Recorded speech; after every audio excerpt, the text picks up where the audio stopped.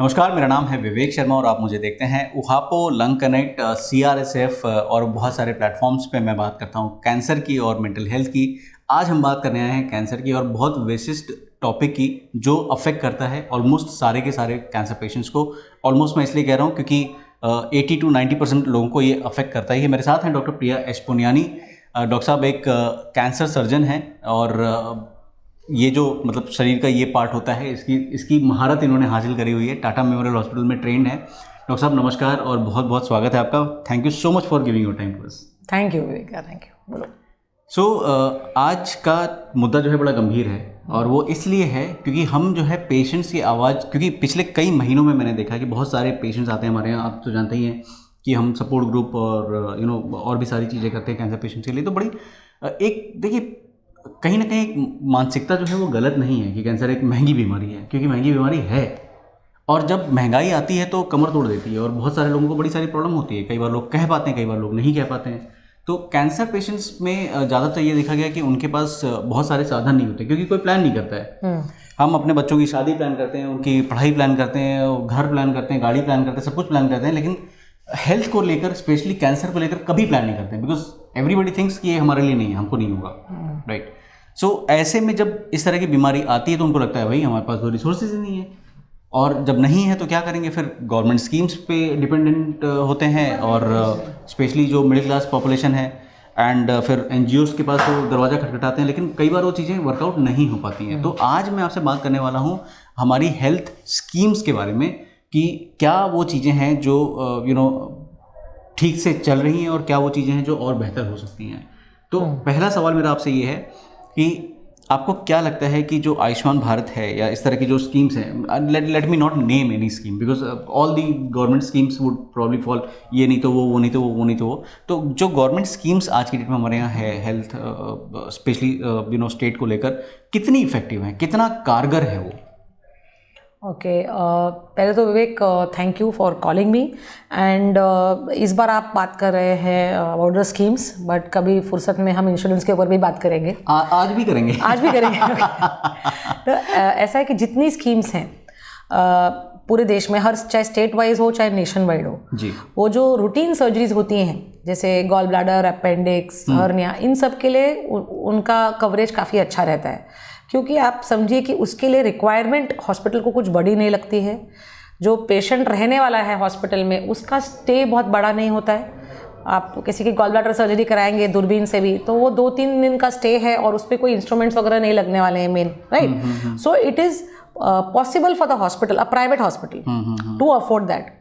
आपने जो स्कीम्स बनाई हैं, जो गवर्नमेंट ने स्कीम्स बनाई है, रादर आपने नहीं, they are a blanket for all government as well as private hospitals.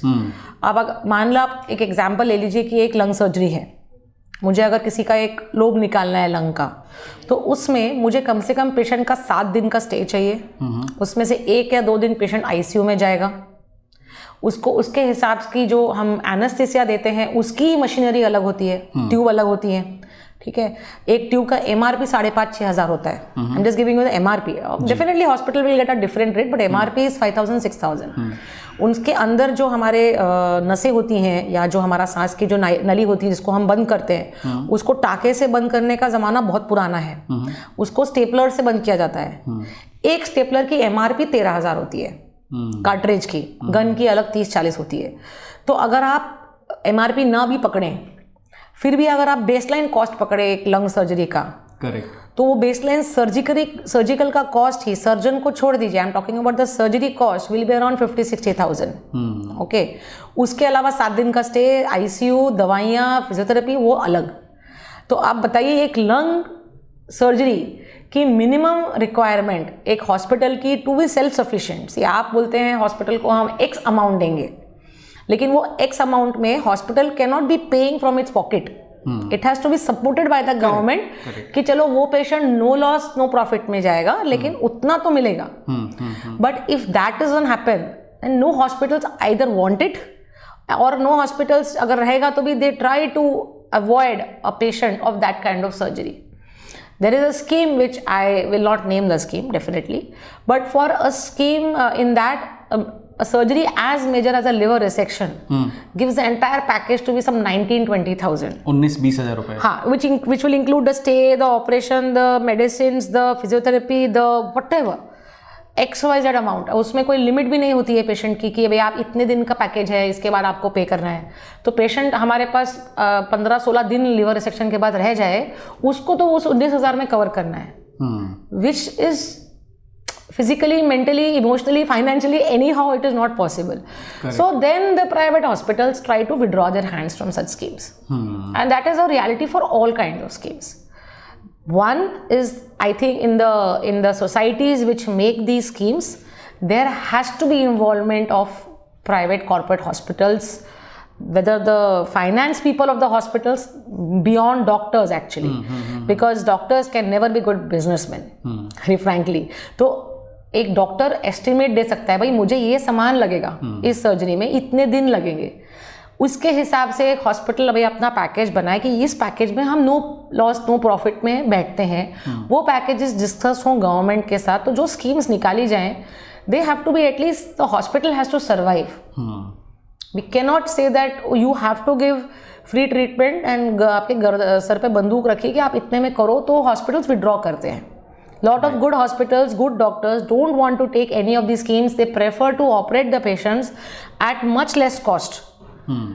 कि भाई तू स्कीम से नहीं लेंगे, हम तेरे को इतने में कर देंगे, which will be no profit, no loss for the doctor also. वो डॉक्टर को भी कुछ नहीं मिलेगा, फ्री करेगा, लेकिन वो देना तो नहीं पड़ेगा उसको. Correct. So I think that involvement of private corporate people, whether it is doctors or their finance departments or their CEOs, should be there in when these such schemes are formed. It cannot be only the government officials who see the government hospitals, because they anyways get some things for free. So I think that is an important reason why a lot of schemes are not being adopted for the big surgeries. For the small surgeries, yes, they are very good, but not for the major surgeries like cancer. Right.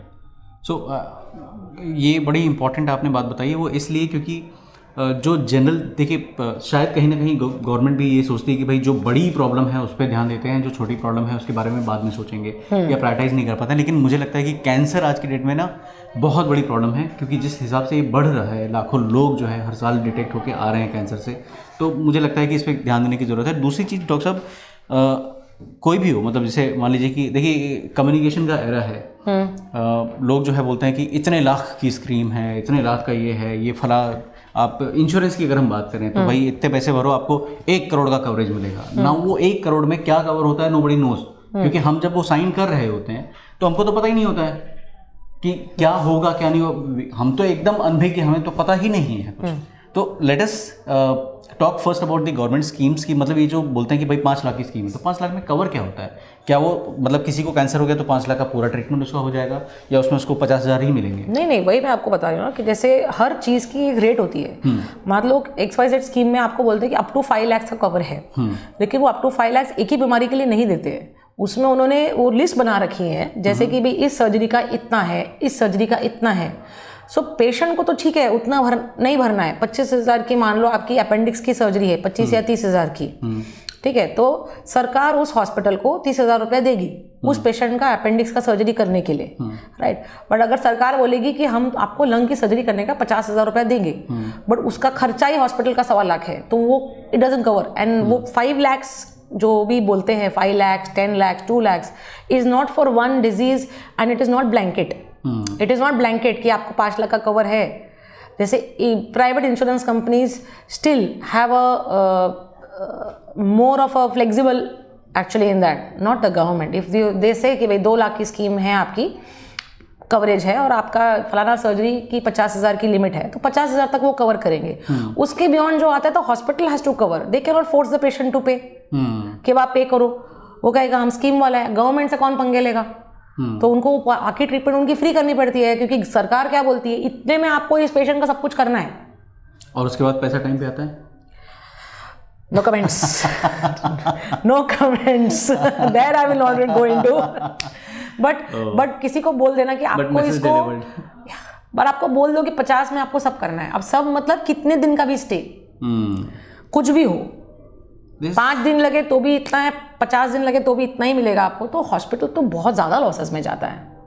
Right. ये बड़ी चिंता का विषय है, क्योंकि मुझे लगता है कि इस पर सरकार को बहुत सारा ध्यान देना चाहिए। और जितने भी लोग हैं, अगर आप पेशेंट एडवोकेट हैं, आप पेशेंट हैं, आप डॉक्टर्स हैं, आप कोई भी स्टेक होल्डर हैं जो लगता है आपको, अगर लगता है कि हम सेंस बात करें तो हमारे साथ जुड़िए और let us create group and let us appeal to the government कि भाई इसके बारे में थोड़ा एक बार पुनः विचार कीजिए। एंड डॉक्टर साहब, आपने एक पॉइंट बड़ा अच्छा बोला। मुझे लगता है कि कभी भी कोई भी पॉलिसी अगर भाई जिसके लिए बन रही है, अगर मेरे लिए खाना बना रहे हो आप तल्लीनता से, मन से बना रहे हो, तो मुझे तो पूछो कि तुमको चाहिए कि नहीं चाहिए। मुझे आलू की सब्जी चाहिए, आपने मुझे लौकी परोस दी, तो मेरा पर्पज़ ही सॉल्व नहीं हुआ। और इसमें ना मेरा पर्पज़ सॉल्व होता है ना आपका पर्पज़ सॉल्व होता है। So it's better to include the stakeholders in policy making at every level. अगला सवाल मेरा ये है डॉक्टर साहब, बड़ा मुझे कभी कभी क्रिमिनल सा लगता है, मतलब ऐसा लगता है कि बेवकूफ़ बना दिया, ठग लिया वो किसी ने। मतलब ये सवाल ऐसा है, इंश्योरेंस की अगर हम बात करें, बड़ी पैथेटिक कंडीशन है हमारे देश में। It has become a money making process. There is no harm. देखिए वो इंडस्ट्री है, उसको पैसा बनाना है, लेकिन पैसा आप किस कीमत पर बना रहे हो वो भी तो एक बार सोच लो। हेल्थ इंश्योरेंस की अगर हम बात करते हैं, इतने सारे इंक्लूजन एक्सक्लूजन क्राइटेरियाज होते हैं कि आप 3 साल के बाद आपको ये मिलेगा, 10 साल के बाद ये मिलेगा, बट इट्स लाइक उसका कोई अंत नहीं है। सबसे जो बड़ी चीज़ इरिटेट करती है वो ये है कि स्मोकर और नॉन स्मोकर वाली चीज़। भाई अगर मैंने 25,000 रुपये का प्रीमियम दिया है, 50,000 रुपये का प्रीमियम दिया है, तो मैं स्मोकर हूँ या नॉन स्मोकर हूँ, आपको वो चीज़ केटर करनी है। Do I make sense? So that's what I'm trying to say. The insurance companies, they are not going to do this on their own. Places like US and all that, they have insurance companies cover everything. You go to China. China is one of the maximum lung cancers and food pipe cancers because they're heavy smokers. Okay, but the insurance covers everything. So it is the government, back to square one. The rulings, that has to come from the top. That directive, and that has to come from the top to the insurance companies or whatever, that smoking should not be held back as a indication for covering for anything. The minute the person declares he or she is a smoker, okay, if they ever get any cancer, it is stamped on that it's because of smoking, so you will not get coverage of insurance. The person is paying the premium. Don't you think it's criminal? So it is criminal, but I wouldn't blame the insurance companies for it, because they are running something on the directives which are not very clear. If they are given the directive by the government of India that to all the insurance companies that this has to be incorporated, then they will be forced to incorporate. Till then it's like business, and business normally doesn't carry emotions. That is a sad fact, right? So the insurance companies don't care wrong word. I wouldn't say they don't care anything. I mean, I would have said something very abnormal right now. But they don't care because they don't have any directive. घोड़े हैं वो भाग रहे, घोड़ों को लगाम तो आपके गवर्नमेंट को लगानी है. But again government is concentrating on, yes, they are concentrating on cancer nowadays, but they are forgetting one, the stakeholders, okay? And that because of that there's a lot of mistrust between the public and the private hospitals. The public is fed to believe and is led to believe that all the private doctors are they are thieves, they are criminals, but they are not. First of all, doctors are not in charge of hospitals. There are corporates which are never run by doctors. Okay. Second thing is that with such the discrepancies in the supply and demand and everything, that doesn't reach the public. So people keep saying कि private hospital हमको नहीं देते, government सरकार तो हमको दे रही है, लेकिन उनको पीछे की स्टोरी नहीं पता होती है. तो this is in fact creating more unrest between the public and the doctors, which is not healthy for us. Right. And insurance companies, they are like wild horses. They have to be reined in. That policy has to be made from the center. Like centre policies बनाते हैं ना, तो जब इतनी policies बनती है तो ये पॉलिसी भी बननी पड़ेगी हमारे देश में, क्योंकि स्मोकर्स बढ़ रहे हैं, कैंसर्स बढ़ रहा है. वो ज़माना गया जब स्मोकर को आप एक्सक्लूड कर पाते थे या बोल पाते थे. अब तो every third person is a smoker. Then what happens? Screening for lung cancer. नहीं, और अगर स्मोकर नहीं भी तो पैसिवली तो स्मोक कर रहा है, उसमें उसकी क्या गलती उसमें है? वो तो उसमें वो दे देते ना इंश्योरेंस. ऐसा नहीं है कि लंग कैंसर को इंश्योरेंस नहीं मिलता. आप बोलेंगे आप स्मोकर नहीं तो मिलता है, लेकिन आप जाइए स्क्रीनिंग ऑफ लंग कैंसर पे. स्क्रीनिंग ऑफ लंग कैंसर की जो LDCT है, जो हम प्रमोट हर जगह करते हैं including this conference, the first thing criteria is the patient has to be a smoker. अगर आप स्मोकर डिक्लेयर नहीं करते तो आप वो स्क्रीनिंग कैसे कराओगे? अगर आपने वो स्क्रीनिंग कराई तो जो कंपनी वो स्क्रीनिंग कर रही है, जो रेडियोलॉजी सेंटर वो स्क्रीनिंग कर रहा है, वो फंस जाएंगे. आपने उसको इतना रेडिएशन कैसे दे दिया पेशेंट को? वो तो स्मोकर नहीं था. क्राइटेरिया में तो स्मोकिंग है. तो हमारे देश में लो डोज CT स्कैन हम बात कर सकते हैं, लेकिन हम कोई उसके प्रोग्राम बना ही नहीं सकते, because no one is going to declare कि I am a smoker. and unless they declare they're a smoker, they will not be able to undergo the CT. So that stops the screening programs of our country. So till the government realizes the magnitude of the problem and they take steps to solve it at a ground level.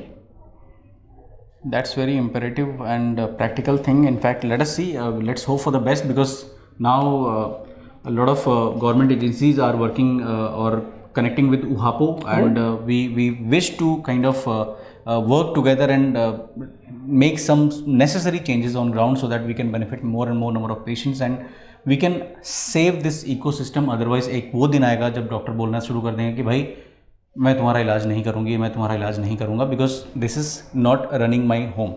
That is already happening in many places. No? Sad वो आ state चुका. of affairs. But अगर आप policy makers हैं तो please हमारी बात सुनिए और हमें इंक्लूड कीजिए डिसीजन मेकिंग में, सो दैट जो डिसीजन आप ले रहे हैं, जितना अच्छा काम कर रहे हैं आप, वो और भी ज़्यादा मीनिंगफुल हो सके. True. Thank you so much, Dr. Priya, for being with us, and you are watching me, Vivek Sharma, Social Entrepreneur. Stay tuned for more knowledgeable videos on cancer.